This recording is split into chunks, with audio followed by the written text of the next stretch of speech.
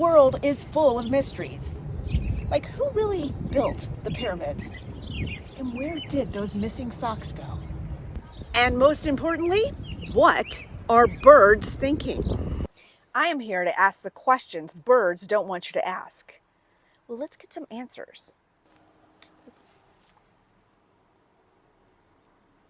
Important question here. What do you think about humans that take the best breadcrumbs? No answer? Very political. And where were you on the night of the big hot dog incident? Between us cool cats and cool birdies, how many worms are too many in one sitting? Asking for a friend. Why do you poop on people? Would you say tweeting is getting a little out of control in your community? What's your 5-year plan? Stay here or migrate south? We asked some tough questions.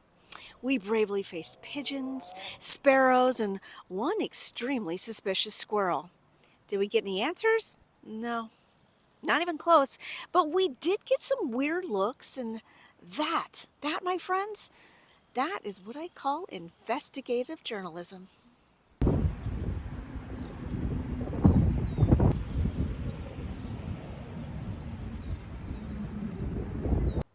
Like and subscribe to Zingo Valley News, where stories take flight.